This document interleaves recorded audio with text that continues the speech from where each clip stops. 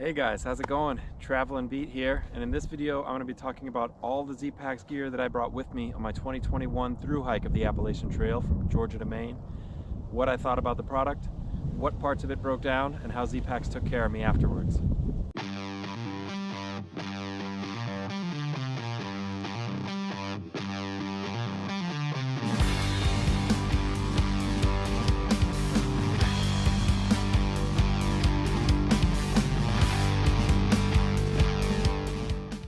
Well guys, I carried several pieces of Zpacks equipment with me on my through hike of the Appalachian Trail.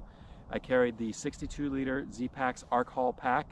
I carried the front utility pack accessory, otherwise known as the Fupa or a fanny pack. I carried the Zpacks bear bag kit, and of course I carried the zpacksduplex two-person tent.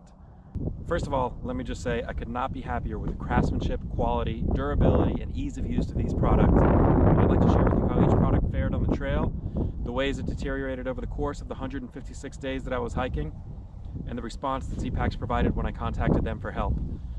First, I'll talk about each item and how it worked, what I liked, what I modified, and what failed. After that, I'll tell you about the warranty repair I sought from Zpacks after finishing the trail, how they dealt with my concerns, and whether they supported me. First and most simply, my bear bag. Prior to getting on trail, I became aware that the Zpacks bear bag is insanely common in the hiking community, and I heard that I should mark mine to make it more easily identifiable. I decided to glue on 2 strips of high visibility reflective strap, and while the glue didn't take too great to the Dyneema, it held enough for me to make the whole trail.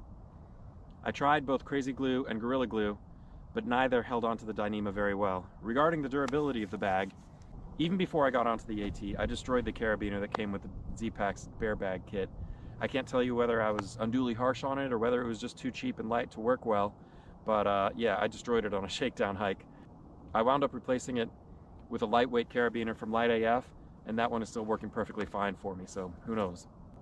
I did have one of the small clips rip off just about a week or 2 from the end of the trail, but luckily the design of the bear bag made it so that I could just fabricate a solution using another carabiner that I had, and that worked great. So even though the clip broke off, I kept the clip because I knew I was close to the end of the hike, and hoped that Zpacks would be able to sew it back on for me once I finished. The bag did also develop just a couple of small pinholes in it from numerous drops it sustained falling out of trees and onto rocky ground, but the pinholes didn't really have any significant bearing on its functionality, and I never noticed my items getting soaked, even when the bag was hung through downpours. Just to be sure, I used duct tape to tape up the inside of the bag and cover these small holes, but I'm not even certain whether that was necessary. The Velcro also deteriorated with the frequent use I gave it on trail, but this also had no perceivable impact on the functionality of the bag, and I was still able to roll the material to achieve waterproofing.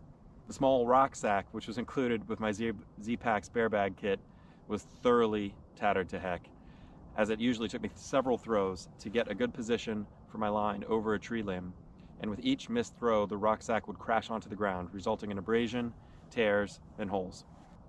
I had planned to duct tape it sealed if it deteriorated to the point of no longer functioning, but it never didn't work for me, and I never had to fix it.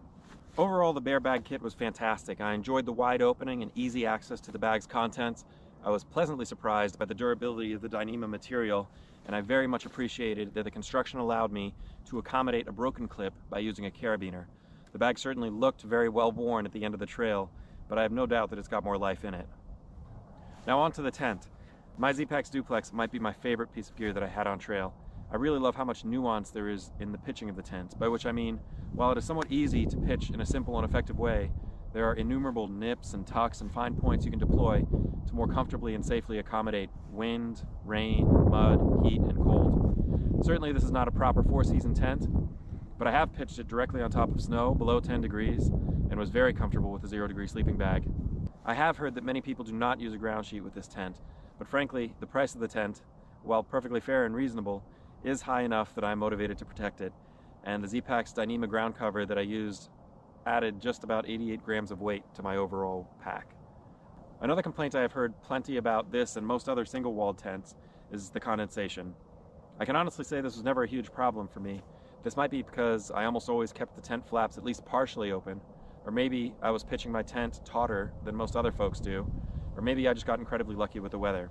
I can't speak too much on what accounts for my lack of complaints as relates to condensation, but I can say that in my experience, Whether it be skill or luck, these complaints are grossly overblown. I've slept over 150 nights in this tent, in overnight temperatures ranging from the low single digits to the mid-80s, and weather ranging from torrential downpours to light snow and even hail. After all these experiences, the only issue I've noticed is a pair of very small pinholes on the ceiling of the tent dyneema, each less than about half the width of a matchstick.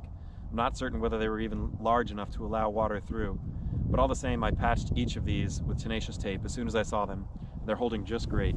The zippers, loops, screen, bathtub, and guy line hardware are all performing like new after 150 nights, and I couldn't possibly be more impressed with this tent. And now on to the Fupa. I used to use a pack that has hip belt pockets, and I enjoyed using those hip belt pockets to store my daily snacks, but as I did more research into hiking the Appalachian Trail and learned more and more about the mice in and at the AT shelters, I became less comfortable with the idea of storing food and trash directly in any part of my pack. I also heard several hikers boast about the utility of having a small fanny pack to wear around on town visits. I got the Fupa so that I could continue carrying snacks in a highly accessible way, but in a way that I could ultimately pitch along with the rest of my food in my bear bag every night. All food and trash, as well as all of my chapstick and Swiss Army knife, all went up into a tree or into a bear box every night, and the Fupa made it easy for me to quarantine all wrappers, crumbs, and other food scents along with my food each and every night. I started the trail wearing the Fupa with its own strap independently of the pack, and as I got further into the hike I started wearing it clipped into the pack instead, using the clip of the Ark Hall's belt with the clips of the Fupa. The reason I changed was that I felt like the nylon strap used in its independent configuration began to feel sharp or cutting against the back of my hips under the waistband of the Ark Hall. I kept the removable nylon strap in the bottom of my pack so that I could keep using the fanny pack while in town, but otherwise I didn't look back. While it had been simpler to don and doff my pack without integrating the Fupa, I quickly acclimated to the extra step of toggling the less convenient belt clips buried within the back of the Fupa. The Fupa also has small loops or points on each side of the zipper track. I used the loop on the left side to secure my watch so that I didn't have to wear it on my wrist but still had it super accessible. I used the right loop in conjunction with an S carabiner to clip on my GoPro. This kept my GoPro from jostling out of the pocket. It was also very easy for me to access and quickly remove. I kept my GoPro in a Stickpic mount assembly, and the ultralight model I used was easy to clip in with an S carabiner. I pretty much never actually zippered the Fupa closed, so the GoPro just kind of rested on a nest of snacks stuffed into the main pocket of my Fupa, and the clip was indispensable in keeping it secure. Over the course of the hike, the Fupa experienced two deteriorations. The dyneema frayed a little bit, and a little bit of the seam tape started to peel off. This is just a natural part of the material. It's ultralight, and while it is very rugged for the weight, it's not bulletproof. To clarify, the material was frayed somewhat, but the functionality was in no way compromised. Secondly, while the loops on either side of the zipper track were in perfect condition, the metal toggle for the left zipper had broken off completely. This made that zipper virtually impossible to move, but the other one, the right zipper, was still intact, so I could still use it to close one pocket if I had ever needed to. The Fupa is a great piece of gear, and it works great for me, but I knew I wanted to get that left zipper fixed before taking it out on another long distance hike. All right, the Ark Hall. This pack was great for me. I love its simplicity. I love that I can reach into the side pockets without too much effort, and I love the huge mesh back pocket. There are two Zpacks accessories that I bought for it, and they include the 96-inch shock cord lashing, which laces across that large mesh pocket on the back of the pack, and an additional lumbar pad for the waist belt. I also bought an ultralight water bottle from Justin's UL on Etsy. At Shaw's Hiker Hostel in Monson, Maine, just about 150 miles from the end of my hike, I used some blue exercise mat padding that I found in their hiker boxes and a few zip ties to bolster the thoroughly depleted padding of the shoulder straps, and I cannibalized a blown out pair of Injinji toe socks that I had to create a sleeve for the back of the hip belt, which had begun to fray and would uncomfortably rub or cut into my back. These modifications reflect a few of the deteriorations which my pack experienced over the course of its life, but I'll lay them out now more explicitly in addition to a couple of other small issues. First, the padding in the shoulder pads eventually flattened out, meaning that I could really feel the rather uncomfortable, thin, half-inch nylon strap that supports the pack. Second, the material on the back of the lumbar pad hip belt frayed, and when it frayed, it felt sharp against the small of my back. Maybe I wear my hip belt too tight, but this was my experience. Third, the seam taping inside of the main compartment began peeling away. It didn't affect the waterproofness very significantly that I noticed, if at all, so far as I could tell. but it was definitely beginning to peel off as a result of the innumerable brushes with gear as I loaded and unloaded the pack. Fourth, both of the black, thin, lace-style straps which live on the back or bottom of the pack, the ones that are used to secure a sleeping pad, both frayed quite badly. They continued to work perfectly fine and I never had to question their functional integrity, but I did notice it and I worried that eventually they may fail. Fifth, I tore just a couple of small holes in the back mesh pocket. These were almost certainly from routine snags at some point. The issue was purely cosmetic, and even then, pretty innocuous. Sixth, there are 3 metal struts or stays that run horizontally across the back part of the pack, nearest the wearer's back. These help maintain the structure of the pack, they distribute weight, and they help form the pack's bowed shape when it's loaded up. I never thought about these small beams very much at all until I got well into New Hampshire and noticed that the center and bottom ones began popping out of the very small pockets that they're nested in. I lost a couple of these struts outright, and while that was mildly less than ideal, it was admittedly not the worst thing ever, and the pack still seemed to ride pretty darn good. I got in touch with Zpacks from the trail, and they volunteered to overnight me a few replacements. I installed these replacements at White Mountain Inn and Cottages in Lincoln, New Hampshire, and a week or so later, they popped out and got lost again. So that's all of the issues I had with the pack while I was on trail. I definitely feel like I should mention here just how impressed I am with the quality of the Dyneema fabric that makes up the main fabric of the pack. It looks pretty darn close to new after the hike, and it has exactly 0 scuffs, abrasions, tears, or holes that I've found. This material, so far as I can tell, is bomb-proof, and I'm impressed as I could be by its durability. In consideration of my Zpacks Dyneema pack liner, I also want to mention my crossing Mahoosuc Notch in the rain on my day 134. Mahoosuc Notch is believed by many to be the hardest mile on the whole trail, and it requires a lot of scrambling and bouldering. For this reason, hikers do well to take any loose items off the outside of their pack and put them into their packs to keep them secure. After crossing that mile, when I stopped to open up my pack and return all of my items to their usual spots, I noticed that a full 1-liter water bottle had popped inside of my pack.